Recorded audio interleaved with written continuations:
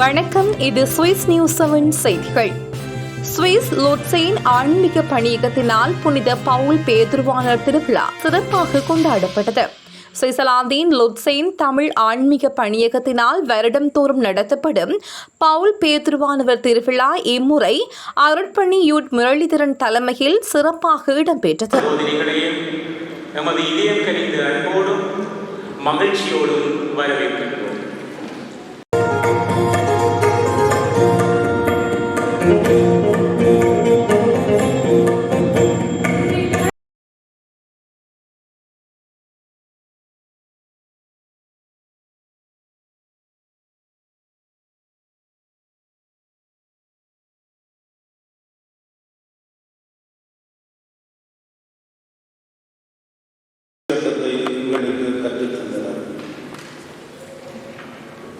தந்தையை மகன் தூயாவின் பேராலே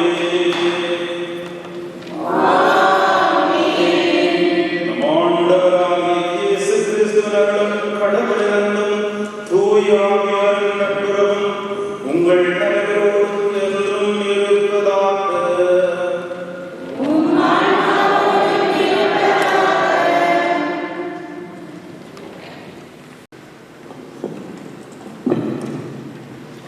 அன்புமிக்க சகோதர சகோதரிகளே, இன்று திருச்சபையில் இது மாபெரும் நூல்களாக விளங்கும் புனித பேதுருவையும் புனித பவுலையும் மகிழ்ச்சியுடன் நினைவு கூர்ந்து அவர்களின் திருவிழாவை கொண்டாடுவதற்காக நாம் ஒன்று கூடியுள்ளோம். புனித பவுல் தமது தீவிரமான மறைப்பணியாலும் திருச்சபையின் வளர்ச்சிக்காக அளப்பரிய பங்களிப்பை செய்தனர். அவர்களின் வாழ்வும் சாட்சியும் நம்மை இறைவனின் அன்பு நிலைத்திருக்கவும் நற்செய்தியின் சாட்சிகளாக வாழவும் அழைக்கின்றன. எனவே அவர்களை நம் வாழ்வில் முன்மாதிரிகளாக கொண்டு இத்திருவிழா திருப்பலியில் நமது குடும்பங்கள், இளையோர், நோயாளிகள் மற்றும் உலகமெங்கும் உள்ள இறை மக்களுக்காகவும் சிறப்பாக வேண்டிக் கொள்வோம். நாளிலே புனிதர்களான பேதுரு பவுலுடைய பெருந்துணையால் நம்முடைய வாழ்வு சிறக்கவும் அருளாசிரோடு கடவுளால் நடத்தப்படவும் வரம் வேண்டி இந்த கல்வெடுத்தவர்களோடு மன்றாட்டுகளோடு வந்திருப்போம். எல்லாவற்றையும் ஒப்பு கொடுத்து எங்களுடைய ஆன்மீக இயக்குநருக்காக இங்கே இருக்கின்ற ஏனைய குழுக்கள் பணியாளர்களுக்காக, இந்த உறவுகளுக்காக, தாயகத்திலும் இப்புலத்தில் இருக்கிற எல்லா உறவுகளுக்காகவும், இந்த தேசத்தில் இருக்கின்ற எல்லாருக்காகவும் நாங்கள் இந்த திருப்பலியிலே உருக்கமாக மன்றாடி கேட்டுக் கொடுக்கிறோம்.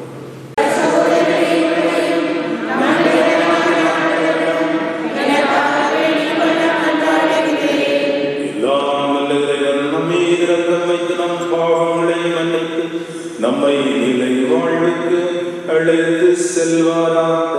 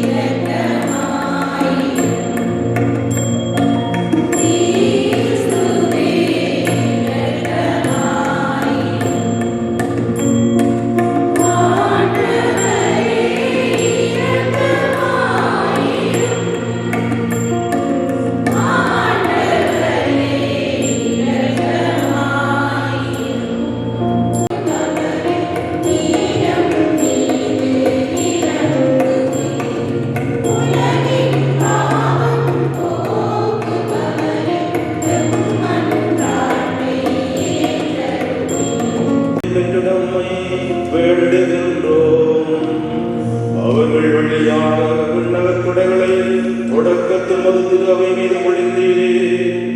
அதனால் அவர்கள் வழியாக முடிவில்லா மீட்பின் உதவிகளை திருவைக்கு வழங்குவீராக. உம்மோடு தூயாவின் ஒன்றைப்பின் இறைவனாய் வாழ்ந்து ஆட்சி புரியும் எங்கள் ஆண்டவர் உம்முடைய சிதறமாக கிறிஸ்து வழியாக உம்மை மன்றாடுகின்றோம்.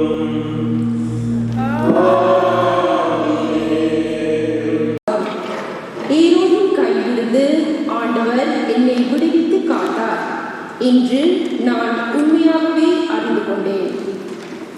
திருத்தூதர் பணிகள் நூலிலிருந்து வாசகம். அதிகாரம் 12 திருவசனங்கள் 1 தொடக்கம் 11 வரையிலானவை. அந்நாட்களில் ஏரோது அரசன் திருச்சபையை சார்ந்த மக்கள் சிலரை பிடித்து கொடுமைப்படுத்தினான். யோவானின் சகோதரனான யாக்கோபை வாளால் கொன்றான். அது யூதருக்கு மகிழ்ச்சி அளித்ததைக் கண்டு அவன் தொடர்ந்து பேதுருவையும் கைது செய்தான்.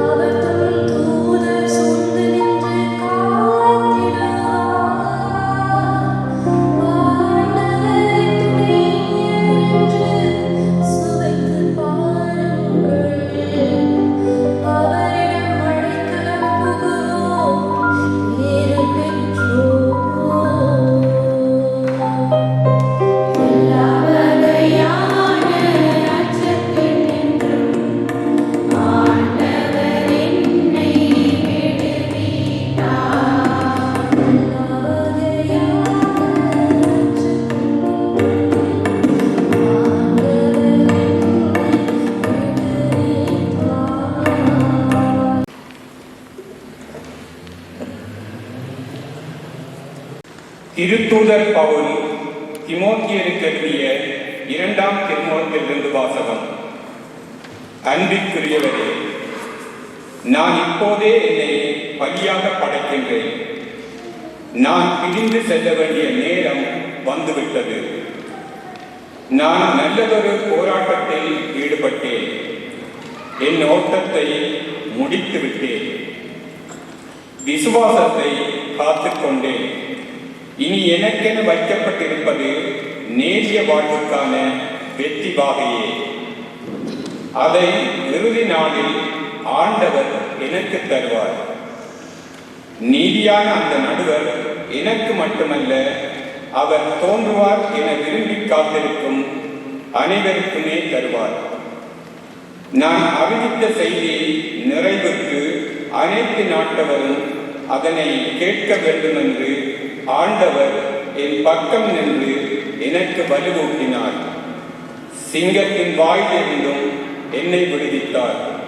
தீங்கு அனைத்திலிருந்தும் அவர் என்னை விடுவித்து தம் விண்ணரசில் சேர்த்து எனக்கு மீட்பளிப்பார். அவருக்கே என்றென்றும் மாட்சி உரித்தாகுக. ஆமென். ஆண்டவரின் அருள்வாக்கு.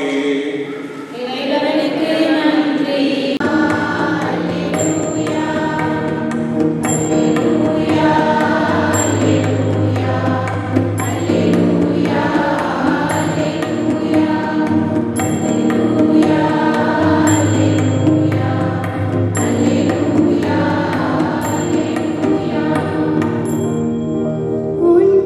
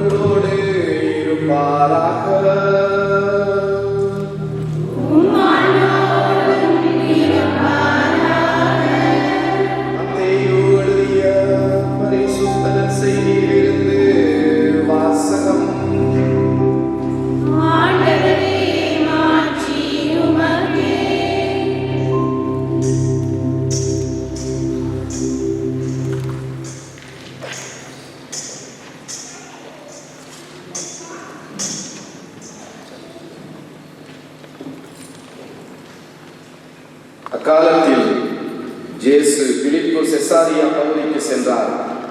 அவர் தம் சீடரை நோக்கி, மானிட மகன் யார் என்று மக்கள் சொல்லுகிறார்கள் என்று கேட்டார். அதற்கு அவர்கள், சிலர் திருமுழுக்கு யோவான் எனவும், வேறு சிலர் எலியா எனவும், மற்றும் சிலர் எரேமியா அல்லது பிற இறைவாக்கினருள் ஒருவர் என்றும் சொல்லுகின்றனர் என்றார்கள். ஆனால் நீங்கள் நான் யார் என சொல்லுகிறீர்கள் என்று அவர் கேட்டார். சீமோன் பேதுரு மறுமொழியாக, நீர் மெசியா, வாழும் கடவுளின் மகன் என்று உரைத்தார். அதற்கு இயேசு, யோனாவின் மகனான சீமோனே, நீ பேறு பெற்றவன். ஏனெனில் எந்த மனிதரும் இதை உனக்கு வெளிப்படுத்தவில்லை, மாறாக விண்ணகத்தில் உள்ள என் தந்தையை வெளிப்படுத்தியுள்ளார். எனவே நான் உனக்கு கூறுகிறேன், உன் பெயர் பேதுரு. இந்த பாறையின் மேலே திருச்சபையை கட்டுவேன். பாதாளத்தின் வாயில்கள் அதன் மேல் வெற்றி கொள்ளா. விண்ணரசின் திறவுகோல்களை நான் உன்னிடம் தருவேன். மண்ணுலகில் நீ தடை செய்வது விண்ணுலகிலும் தடை செய்யப்படும். மண்ணுலகில் நீ அனுமதிப்பது விண்ணுலகிலும் அனுமதிக்கப்படும் என்றார். கிறிஸ்து வழங்கும் நற்செய்தி.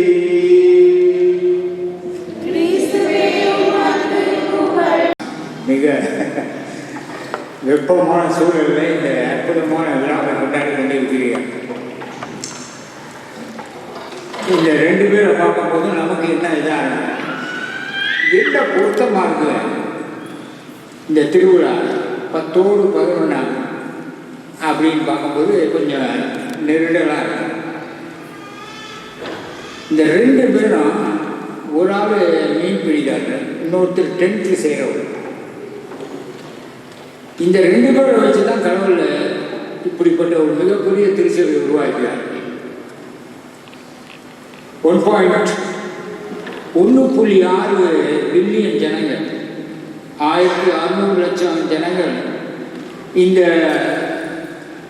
உலகத்திலேயே பூமி பந்திலேயே மிகப்பெரிய திருச்சபையாக கட்டி எழுப்பி, கட்டினம் மட்டும் இல்லாமல் 2000 வருடமாக இருக்கின்ற ஒரு அற்புதமான நிறுவனம். இந்த மந்தனம் எப்படி உங்களுக்கு வந்தது? இந்த சூட்சுமம் எப்படி வந்தது? ஒரு மீன் காரணமும் ஒரு டென்ட் செய்கிறோம். இன்னைக்கு பெரிய அப்போஸ்தலர்னு பார்க்குறான், எல்லாத்தையும் பார்க்குறான். இவங்க என்னத்தினால இந்த நிலைமைக்கு வந்திருக்காங்க? அந்த காலத்து ஆட்சியை பார்த்தீங்கன்னா குறுகோல் ஆட்சி. இந்த குறுகோல் ஆட்சி எப்படின்னாக்கா, ஒரு உதாரணம் சொன்னால் நீரோமன்னன் ஒருத்தர் தான். ரோமாபுரி தான் மிகப்பெரிய அரசாங்கம், உலகம் ஃபுல்லாக அவசரத்தில் அரசாங்கம், கொடுங்கோலான அரசாங்கம். எப்படிப்பட்ட கொடுங்கோல்னா நிறைய அடிமைகளை வச்சிருப்பாங்க.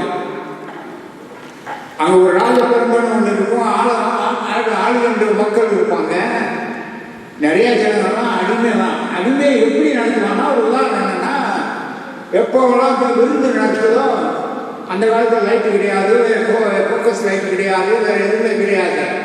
விருந்து நடக்கும் போது எது லைட்டு? அந்த மாதிரி ஒரு அற்புதமான ஒரு ஆட்சியை நம்ம அறிஞ்சுக்கிட்டாங்கன்னா, இது எப்படி குழந்தை எடுத்தாங்கன்னு தெரியல. பாறையில் ஒரு சின்ன ஆலமரத்தை விழுந்து அந்த பாறையை உடைக்கிற மாதிரி என்ன சக்தி இவங்களுக்கு இருந்தது? அந்த மாதிரி அடிமைகளில் எண்ணெயை ஊற்றி சுற்றிலும் பந்தம் மாதிரி வச்சு, நடுவில் நிறைய காய்கறியெல்லாம் வச்சு எல்லாம் வச்சு விழுந்து தொடங்கும் போது இந்த அடிமைகள் மேலே நெருப்பை பற்றி அடிமைகள் எரிவாங்க, பந்தமாக எரிவாங்க. பந்தமாக எரிகிற போது அதுக்கு நடுவில் பணக்காரரும் பெரியவங்களும் ஆட்சியாளரும் அங்கே உட்காந்து விருந்து சாப்பிட்றாங்க. இப்போ சில ஊர்களுக்குலாம் போனீங்கன்னா புஃபே சாப்பிட்ற மாதிரி புஃபே எதில் நடக்கும்? ஒரு மனசாட்சியற்ற மனுஷனாக இருக்காத ஒரு அக்கிரமமான பின்னணியிலிருந்து நடக்கும். உயிராக இருக்கிற மனுஷனை பந்தமாக எரிய விட்டு அந்த பந்தம் எரிய மறுபடியும் எண்ணெய் ஊற்றி அந்த நடுவில் கருணையே இல்லாத ஒரு இடத்துல இவங்க போர் கொடுக்கிறாங்க. இதுதான் நமக்கு முக்கியமானது. என்ன போர் கொடுக்கிறாங்க? அன்பு போர்த்தெடுக்கிறான். திருச்சபை வளர்ந்தது இந்த மாதிரி கோயில் இல்லை, பெரிய கர்தினால் இல்லை, போப்பு இல்லை, பெரிய பெரிய சாமியாங்க இல்லை, பெரிய பெரிய சடங்கு இல்லை. திருச்சபை வந்து கல்லு மேல பெரிய பாறைமரம் உள்ள ஒரு சின்ன பாலமரத்து விலை மாதிரி அந்த பாறையை குழந்த ரோமாபுரி அயோக்கியத்தனத்தையும் அரக்கத்தனத்தையும் எதுனால எடுத்தான்னா அன்புங்கிற ஒரு இதை எடுத்தான். அவன் மனுஷனே இல்லடா, புறஜாதியான மனுஷனே இல்லடா, கல்பா இருக்க மனுஷனே இல்லடா. எப்படி மிருகத்தை வாங்குற மாதிரி வாங்கும் போது இவங்க ஒரு செய்தி கொண்டு வராங்க. என்ன செய்தி கொண்டு வராங்க? எல்லா மனுஷனும் ஒன்றுன்னு கூட சொல்லல, எல்லா மனுஷனுமே கடவுள் சாயல்டா. அடிமை என்னும் உரிமை குடிமகன் என்றும் ஆண் என்றும் பெண் என்றும் இந்த ஒரு அந்த காலத்தில் ஒரு பெரிய புரட்சியாக இருந்துச்சு. அதனால தான் இவங்கெல்லாம் புரட்சியாளர் ஆகிட்டாங்க. இந்த ஒரு சின்ன வாசம், மனுஷனாக இருந்தவன் நீ என்ன மிருகா மாதிரி ஒருத்தர் கொண்டுக்காத, மனுஷனாக இருக்கிறது என்ன அர்த்தம்? அன்பு செய்யணும்டா. காசு இருக்கலாம், கார் இருக்கலாம், இது இருக்கலாம், இது இருக்கலாம். மனுஷன் அன்பு இல்லைன்னா என்ன ஆகுது? அன்பு வக்கி போனா என்ன ஆகுது? இதைத்தான் பெரிய போரா நினைச்சாங்க யாரு? ஜூலியஸ் சீசர்லேருந்து. என்னடா ஆட்சி அடக்குமுறையில இவங்களெல்லாம் தொடக்கு மனுஷன் ஆள்றதுக்காக அந்த என்னது ஒரு மிருக திமிரில் இருக்கும்போது இவங்க வந்து ஒரு சின்ன செய்தி சொல்றாங்க, நீங்களாம் கடவுளுடைய பிள்ளைங்கடா. யார் கடவுளுடைய பிள்ளைங்க? கூட்டில் கிடக்கிறவன், கைகால் இல்லாதவன், இல்லாத இதெல்லாம் தான் இவங்க கிறிஸ்தவர்கள் எடுத்து வந்து முதல் செய்கிறாங்க. பேம்ப்ளெட் கொடுக்கல, மைக்கில் பேசல, இதில் பேசல. அப்போ வந்து ஜனங்களை பார்க்குறாங்க, என்னடா அவங்க காசு இல்லாத மேலேயும் நேசமாக இருக்கான், கையில்லாத மேலேயும் நேசமாக இருக்கிறான், மோசமாக இருக்க மேலேயும் நேசமாக இருக்கான். அப்போ இவங்க என்ன செஞ்சாங்க? அப்போ அவங்க எல்லாரோட முகத்துலையும் என்ன இருக்குது? ஆவியாமத்தை முதல்ல என்ன சொல்கிறாங்க? கடவுள் என்ன யோசிக்கிறாங்க? மனுஷனை படைக்கும் போது என்னைய மாதிரி படைப்பேன், அந்த செய்தி சொல்றாங்க. எத்தனை பேருக்கு நமக்கு இந்த இது இருக்கு? கருப்பா இருக்கான், சிறப்பா இருக்கான், குள்ளமா இருக்கான், குட்டையா இருக்கிறான், கலர் இல்லை, இது இல்லை, அது இல்லைன்னு நினைக்கிறோம். கண்ணாடியில் பார்க்கும்போது கடவுள் சாயல் நினைக்கிறான். அதே இதில் தோக்க நூலில் கொஞ்சம் தூரம் போனீங்கன்னா கடவுள் சாயல் மட்டும் இல்லை. 2ஆம் அதிகாரம் 7ஆம் வசனத்தை என்ன சொல்லுதுன்னா, இந்த மூச்சே கடவுள் தான். நீங்க மூச்சு, நீங்களும் நானும் மூச்சு வந்து கடவுள்னால. அதனால இங்கிலீஷ்ல என்ன சொல்றாங்க? You are not made by God, you are made of God. அதாவது இந்த இந்த பொருள் இருக்கு, இது மரப்பலகையினால் செஞ்சது. அந்த பலகையை செஞ்ச மாதிரி நீங்க செய்யப்பட்டது என்னன்னா பேசுறாங்க. எப்படி விருந்துக்கு நடுவில் மனுஷனை எரிச்சுட்டாங்க, மனுஷனை இல்லைன்னு நினைச்சாங்க, பத்தமா மாத்திர இதில் வந்து அப்படியே எல்லாரும் நம்ம எல்லாரும் கடவுளுடைய சாயல்டாங்க. இதே ஆளுகள் தான் சொல்றாரு, நீங்க பரிசுத்த ஆவியின் ஆணையமா இருக்கிறீங்க. யாரு? சின்ன பிள்ளை. நீ இந்த ஜாதியில, அந்த ஜாதியில, பணக்காரங்க, சின்னக்காரங்கள, உன்னுடைய ஐடி கார்டு என்னமா நீ வந்து கடவுளுடைய ஆலயம் அப்படியே தூக்குறாங்க, ரொம்ப தூரம் தூக்குறாங்க. இந்த இதனாலதான் எல்லாரையும் கொண்டாங்க. அன்பு செய்யாத, ஒருத்தன் உழுந்து, ஒருத்தன் நாசம் பண்ண, வேற எங்கேயும் போய் எல்லாத்தையும் வெட்டி கழுத்தை வெட்டு, அந்த மாதிரி சொல்லிட்டு நேரத்தில் எல்லாருமே கடவுளுடைய சாயம், எல்லாருமே கடவுளால் செய்யப்பட்டவர்கள். அதனால இவங்க என்ன செஞ்சாங்க? அந்த அளவுக்கு போயிட்டாங்க. தமிழ் எவ்வளவு சொன்னாங்க, நட்டக்கல்லை சுற்றி நவனவென்று பேசுகிறாய், நட்டக்கல்லும் பேசுமோ. என்ன சென்டென்ஸ் அடுத்தது? நட்டக்கல்லை சுற்றி நவனவென்று பேசுகிறாய், நட்டக்கல்லும் பேசுமோ நாதன் உள்ளிருக்கை. இவங்க பண்டிகை நினைக்கும் போது நம்ம இது என்னன்னா, நம்ம அப்படியே அப்கிரேட் பண்ணணும். பிளேன்ல செல்சல் போனீங்கன்னா திடீர்னு வந்து உங்களை அப்கிரேட் பண்ணுவாங்க. ஆனால் நம்ம என்ன செய்யணும்? இவ்வளோ தூரம் இருந்த போதும் சில சமயம் கண்ணாடி காலையில் பார்க்கும்போது நம்ம டவுன் கிரேட் பண்ணுறோம். அவன் மாதிரிலேயே இது மாதிரிலேயே மிகப்பெரிய பாவம் என்ன தெரியுமா? கடவுள் நம்மளை மிகப்பெரிய அளவுக்கு தூக்கி நீ என்னுடைய மகன்டா, நீ என்னுடைய சாயல்டான்னு சொல்ல அதை ஒவ்வொரு நாளும் டவுன் கிரேட் பண்ணுறோம். நம்ம டவுன் கிரேட் பண்ணுறது இல்லை, ஒவ்வொருத்தரும் டவுன் கிரேட் பண்ணுறோம். இந்த தான் இவங்க என்ன செய்யறாங்க, எடுத்து வர நேரத்தில் இவர்கள் நமக்கு மிக பொருத்தமாக இருக்காங்க. உங்களோட நான் நிறைய நாள் பணி செஞ்சுருக்கேன். 93 இறங்கி வந்திருக்கேன். பல்வேறு விதங்களை பார்த்துருக்கேன். ராமேஸ்வரத்தில் நிறைய பேர் இடம் பெயர்ந்து வந்தவங்களா பார்த்துருக்கேன். அப்புறம் வண்டியில் உள்ளே இருந்தவங்களையும் பார்த்துருக்கேன். அதுக்கு பிறகு யாழ்ப்பாணம் இடம்பெயர்வு பார்த்துருக்கேன். அப்புறம் சுனாமி அந்த ஊர் பார்த்துருக்கேன். இப்போ இங்கேயும் பார்த்துருக்கேன். பல்வேறு விதங்களில் பார்த்துருக்க நேரத்தில் ஆண்டவர் எப்படி வேலை செய்யறாங்க போது இந்த என்ன உணர்வு வாழ வேண்டியிருக்கு. நீ இன்றைக்கு நல்லா இருக்கீங்க, ஆண்டவர் ஆசீர்வதிக்கிறது நல்ல விதமாக செய்கிறீங்க. ஆனால் நமக்கு என்ன உணர்வு கொண்டு வருது? நம்ம சென்று வந்த பாதை மிக கஷ்டமான பாதை. ஆனால் திரும்பி பார்த்தா யார் வரா? இயேசுநாதர் அகதியா இருந்தார். எங்க இருந்தாரு? எகிப்தில் இருந்தார். இயேசுநாதர் இடம்பெயர்ந்து இருந்தார். இன்னைக்கு பர்மாவில் இருக்கிற 40 லட்சம் பேர் இடம்பெயர்ந்திருக்காங்க. அந்த காலத்தில் இதெல்லாம் வண்டியில் மற்ற இடத்துலலாம் இடம்பெயர்ந்தாங்க. ஆண்டவர் இடம்பெயர்ந்திருந்தாங்க. ஏழையாக இருந்தார், அநியாயம் கொல்லப்பட்டார். எல்லா இதுவும் நமக்கு போயிருக்கு. நம்ம வாழ்க்கையும் நம்மளோட சேர்ந்து போயிருக்கிற நேரத்தில் நமக்கு என்ன சொல்றாங்க? இதன் ஊடாக நீ மனுஷனா மாறி, நல்ல மனுஷனா மாறி, எந்த நிலைக்கு போனாலும் நல்ல மனுஷனா இருக்கியான்னு கேட்கிறேன். Are you good human being? நல்ல மனுஷனா இருக்கணுமா? இவங்க 2 பேரும் பார்க்கும்போது என்ன இருக்கு? கால் வேண்டாம், கை வேண்டாம், இது வேண்டாம். ஆண்டவர் கொடுக்குற சக்தி இதில் இருந்தால் போதும். இந்த முதல் வாசகத்தில் அது சொல்றாரு, நீ பேச வேண்டியது இல்லை, கடவுள் உள்ள இருக்காரு. கடவுளை யோசி. நமக்கு வைஃபைல கனெக்ஷன் கிடைக்க மாட்டேங்குது, கடவுளோட கனெக்ஷன் ஆக மாட்டேங்குது. அந்த வைஃபை எப்பவும் கனெக்ஷன் ஆக மாட்டேங்குது. அதான் மெயின் வைஃபை, அது கனெக்ஷன் ஆக மாட்டேங்குது. அப்போ எப்படி இவங்க வாழ்க்கையில எப்படி கற்றுக்கொள்வது என்னவா இருக்கிறது?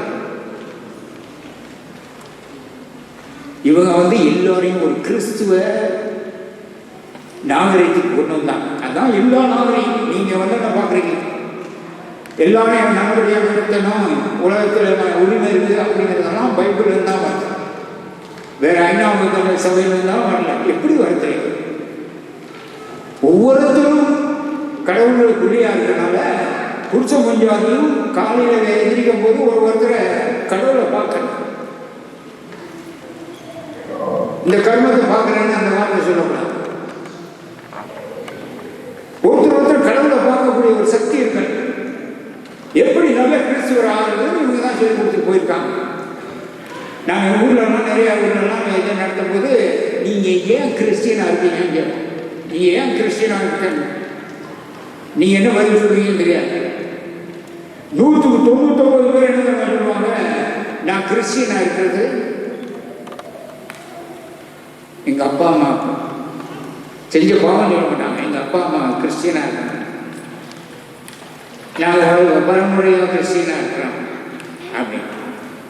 பரம்பரையாக கிறிஸ்டியனாக இருக்க சரி, நான் அப்படியாக பிறந்ததுக்கு நான் எங்கள் அம்மாட்டு சொன்னேன்னா, நான் இந்தியனாக பிறந்ததுக்கு எங்கள் அம்மாட்டு சொன்னேன்னா, தமிழ் பேசுறதுக்கு அம்மாட்டு சொன்னேன்னா, இந்தியனாக இருக்கிறது தமிழ் சொன்னேன்னா ஒன்றுமே இல்லையே. அப்போ கிறிஸ்துவனாக இருக்கிறது என்னன்னாக்கா ஒவ்வொரு நாளும் கிறிஸ்துவனாக இருக்கணும். சின்ன பருவம் நாட்கள் நமக்கு சொல்லிடுறது என்னன்னாக்கா அதை செஞ்சு தான் கடைசியில் கருத்து போயிடுச்சு. பல நாடுகள் கிறிஸ்துவனாக இருந்தாலும் கருத்து காணாமல் போயிடும், ஆளை காணாமல் போயிடும். அதே மாதிரி தான் இந்த 2 பேர் நமக்கு என்ன சொல்றாங்க, பிரச்சனை என்னன்னா நீ உண்மையான கிறிஸ்தவனா இருக்கிறியா? அதெல்லாம் சிங்கப்பூர்லாம் ராயப்பூரும் மிகப்பெரிய இதை கொண்டு வராங்க. ரொம்ப சிம்பிளான விஷயத்தை கொண்டு வரும். ஒருத்தர் எப்படி கிறிஸ்தவனா இருக்கிறாங்க 3W சொல்றேன். பெரிய தியாலஜி காலேஜ் போக வேண்டாம், 10 வருஷம் படிக்க வேண்டாம், இதெல்லாம் செய்ய வேண்டாம். www.facebook.com நமக்குலாம் தெரியுது. இன்னொரு .com இருக்கு, என்ன www.christian.com. இந்த 3 W தான் நமக்கு உருவாக்குற தன்மையை இவங்க வழியாக யோசிக்கிற போது ஒன்றுமே இல்லாத தொடங்கி இன்னைக்கு மிகப்பெரிய செல்வந்த சலத்தில் உலகத்தை செல்வந்த திருச்சபை இந்த கத்தோலிக்க திருச்சபை தான். ஏறக்குறைய 2 லட்சம் பேர் சாமியார் சிஸ்டராக இருக்கிற திருச்சபை தான். மனித வளம், பொருள் வளம், அருள் வளம் ஒவ்வொரு நாளும் அந்த மாதிரி இருக்கிற எப்படி கொண்டு வரது ரொம்ப சிம்பிளாக மாற்றி வச்சுக்கோம். நான் ஒரு தடவை இந்த 3W எனக்கு என்ன வேணும்னு கேட்டேன். அவர் மீட்டிங்கில் அவங்க இருக்காங்க. 3Wலாம் என்னது? Wine, wife, wealth. எனது மது, பெண் அல்லது தென். 2ஆம் வத்திக்கான் சபைன்னு எல்லாரும் போய் எழுதினாங்க. அவங்க தான் இதை சொன்னாங்க. உண்மையான கிறிஸ்தவனாக இருக்குன்னா டெய்லி காலையிலேருந்து சாயங்காலம் இந்த 3W நீ பார்க்கணியாங்க. அந்த 3W இன்றைக்கு இந்த 2 அப்போஸ்தலராக இருக்கிறதுனால நம்ம ஒவ்வொருத்தரும் அப்போஸ்தலராக இருக்கணும். அந்த இது கொண்டு வரணும். அதில் என்ன ஃபர்ஸ்ட் W என்னன்னா வேர்ட்னா என்னது? ஆண்டவருடைய வார்த்தை. ஆண்டவருடைய வார்த்தை. ஆண்டவருடைய வார்த்தை எங்கே இருக்கு? பைபிள் இருக்கு. நான் இருக்க இடத்துலாம் சில சொல்லுவாங்க, good Catholic no Bible, good Catholic no Bible. உங்களுக்கெல்லாம் பைபிள் இருக்கா? இருக்கு. ஒரு அம்மா சொன்னாங்க, பைபிள் நான் வச்சிருக்கேன், ஏன்னா அந்த டாலரை மாற்றி வச்சா வேற யாருமே எடுக்க மாட்டாங்க, ஏன்னா பைபிளை திறக்க மாட்டாங்க. ஆண்டவருடைய வார்த்தை தான் நம்முடைய ஆன்மீக ஊற்று. ஆண்டவருடைய வார்த்தையை அறிவோம். ஆண்டவருடைய வார்த்தையின் வழிபாடுகளால் வாழ்வோம். ஆண்டவருடைய வார்த்தையை போதிப்போம். இது நமக்கு கொடுக்கப்பட்டது. சின்னப்பர் சொல்றார், ஆண்டவர் அறிவித்தவராகவும் எனக்கு கேட்கிறாங்க. கிறிஸ்தவனாகவும் தனது வாழ்க்கையில அறிக்கையிடணும். என்னை மாதிரி மைக்கில் இருந்ததுலாம் கூட வீட்டில் ஒருத்தருக்கு நீங்க நற்செய்தியா இருக்கணும். பலர் தனக்கு நற்செய்தியா இருக்க மாட்டாங்க. தனக்கு நற்செய்தியா இருக்க மாட்டாங்க. காலையில் இருந்து சொன்ன உலக மாயம், வாழ்வே மாயம், வாழ்வுக்கான சுகமே மாயன, ஒண்ணுமே புரியலன்னு அந்த இடத்துல இருப்பாங்க. வாழ்க்கையில நன்றி உணவோடு எடுத்துக்கிறது, நன்றி உணவை இந்த நாவலை சொல்றது. இந்த நாக்கு ஒரு அணுகுண்டு. உலகத்தில் இருக்கிற அணுகுண்டெல்லாம் பெரிய அணுகுண்டு என்னது? இந்த நாக்கு. ஏன் தெரியுமா? இந்த நாக்கு பலரை அழைச்சு போகும். தீயினால் சுட்ட ஓடு ஆளுமை ஆறாது, நாவினால் சுட்ட ஓடு. கிறிஸ்தவனுடைய முதல் இது குடும்பத்திலேயோ மற்ற இடத்துலையோ நல்லதை சொல்லணும். நல்லதை சொல்லணும். கெட்டதை சொல்றது ரொம்ப ஈஸியா இருக்கு. 2வது W என்ன? சீக்கிரமா ஒரு என்ன நேரம் இருக்கு. 2வது W என்னவா இருக்கு? ஏன் நீங்க ஒன்னா கும்பிடுறீங்க? பலர் கேட்குறாங்க. நான் வருமானம் இருக்கும்போது புத்தர்கள் இருக்காங்க, முஸ்லீம் இவங்க இந்து இருக்காங்க, அவங்க கேட்குறாங்க, நாங்களாம் சாமியை ஒன்றா தான் ஒருத்தருத்தராக தான் கும்பிட்றோம், நீ ஏன் கூட்டமாக ஒரு சாமி பாட்டா பாடி அதை பண்ணி ஒவ்வொருத்தரும் கூட்டமாக வரீங்க? ஏன் கூட்டமாக வரீங்க? நல்ல பெரிய கூட்டமாக இவ்வளோ பல தூரத்துலேருந்து வந்திருக்கீங்க, அற்புதமாக செய்வீங்க, அப்போ அதை முறையோட ரொம்ப ஒத்துழைப்பெல்லாம் கொடுக்குறீங்க. ஏன் நம்ம ஒன்றா கும்பிட்றோம்? ஏன் ஒன்றா கும்பிட்றோம்? ரொம்ப நேரம் வேண்டியதில்லை. நம்ம கும்பிடுற கடவுள் நம்முடைய கடவுள் அந்தோனியார் இல்லை, இவருங்க இல்லை, எல்லாம் இல்லை. நம்ம மூவொரு இறைவனை கும்பிடுகிறோம். நம்ம கடவுளே குடும்பத்தில் இருக்காங்க. கடவுளே குடும்பத்தில் இருக்கிறதுனால நம்ம குடும்பமாக இருக்கோம். நீங்கள் குடும்பம், இது குடும்பம், இங்கே லுசரானோ இல்லை ஜூரிட்டிலே இருக்கவங்க குடும்பமாக இருக்காங்க. அந்த குடும்பமாக இருக்கிறது தான் முக்கியமான இது. குடும்ப உணர்வு. ஓவரா தண்ணியை பற்றியே இருக்கிறவங்க கிறிஸ்தவம் கிடையாது. தான் தான் தான் இருக்கிறவங்க பாவமே செய்ய வேண்டியதில்லை. அந்த நிலையை அவங்களுக்கு பாவம். உன்னுடைய சகோதரர்கள் கேட்ட மாதிரி 2வது அது ஒர்ஷிப் as கம்யூனிட்டி. இது 2வது ஒர்ஷிப் as கம்யூனிட்டி. 3வது என்னவா இருக்குது? 2 கூட விட்டுடலாம். 2 கூட விட்டுடலாம். ஒரு ஒர்ஷிப்பு கூட விட்டுடலாம். ஆனால் செத்த பிறகு ஒரு கணக்கு கொடுக்க வேண்டியிருக்கு. அது என்னன்னாக்க witness to our compassionate mission இங்கிலீஷில் போடுவாங்க. அதாவது பிறர் மேல் இறங்குகிற தன்மை இருக்கின்ற அந்த சாட்சியம் பகல் கிறிஸ்தவனா இருந்தால் நீ மற்றவனை பற்றி நினைக்கணும். கிறிஸ்தவனா இருக்குந்தான் நீ உனக்கு கீழே இருக்கவனை பற்றி நினைக்கணும், டெய்லி நினைக்கணும். காசு கொடுக்க வேண்டியதில்லை, இது இல்லை, சரி இதில் கஷ்டப்படுறான் அதில் கஷ்டப்படுறான் அதெல்லாம் நினைக்கணும்.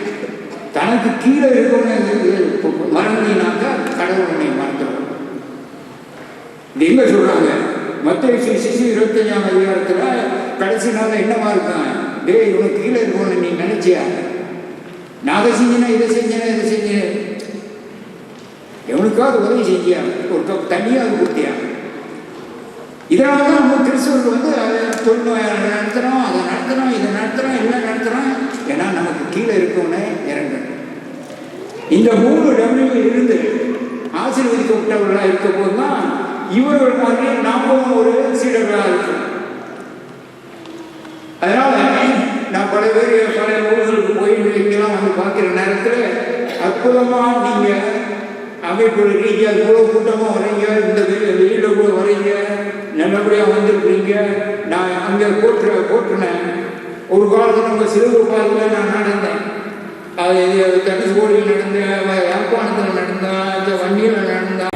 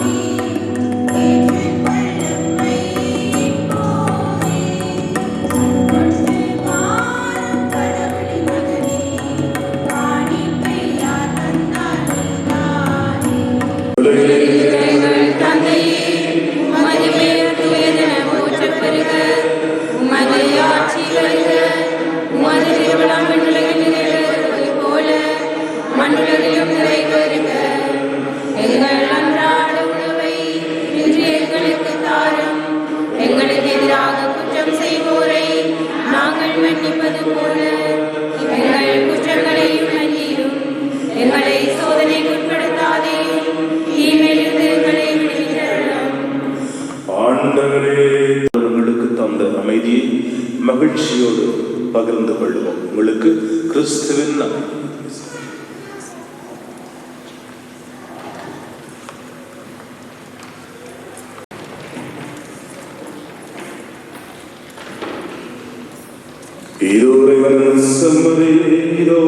பாவங்களை போக்குகின்றவர் செம்மறையின் திருவிருந்துக்கு அழைக்கப்பெற்ற நாம் ஒவ்வொருவரும் பெறு பெற்றோம்.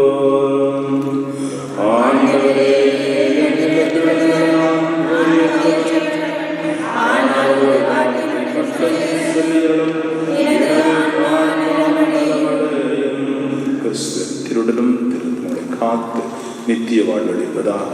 ஆமென்.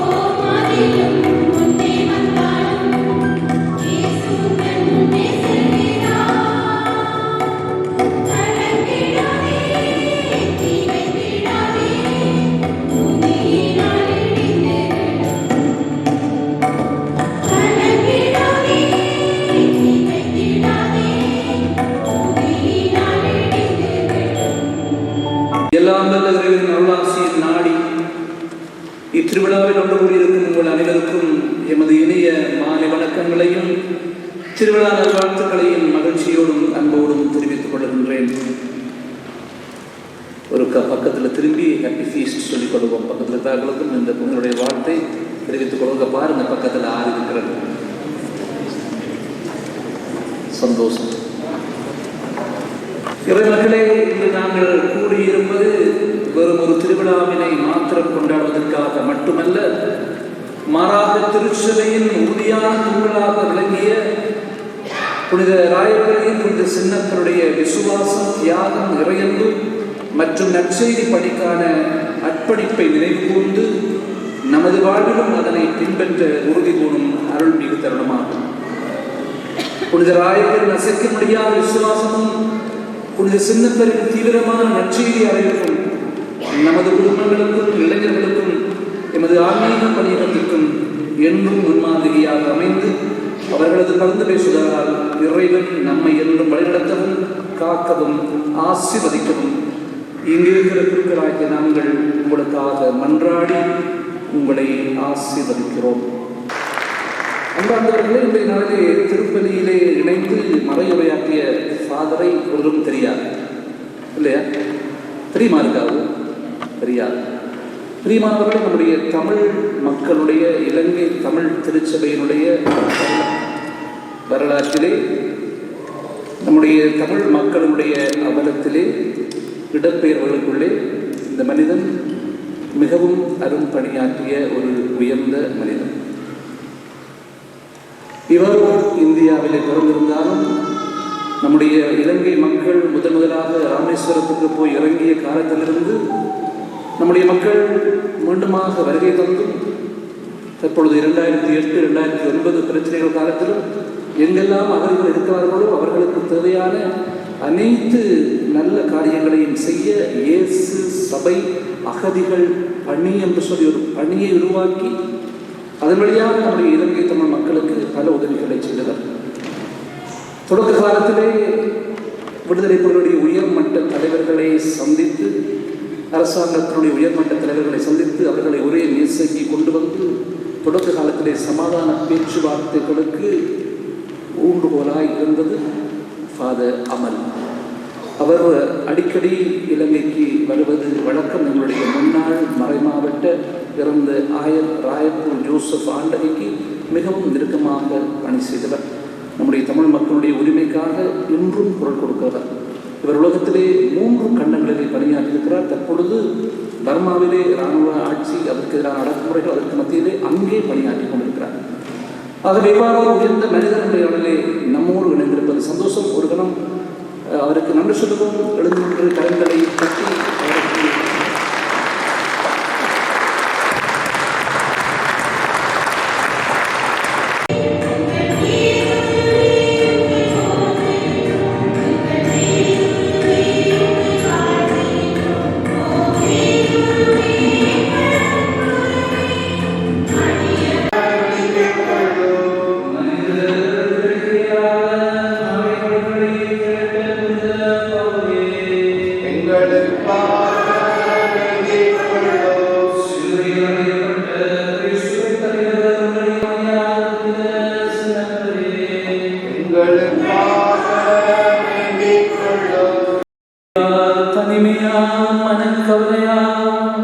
பொருளாதார சுமைகளால் பாதிக்கப்பட்டிருப்போருக்கு ஆறுதலையும் நம்பிக்கையையும் தாரும்.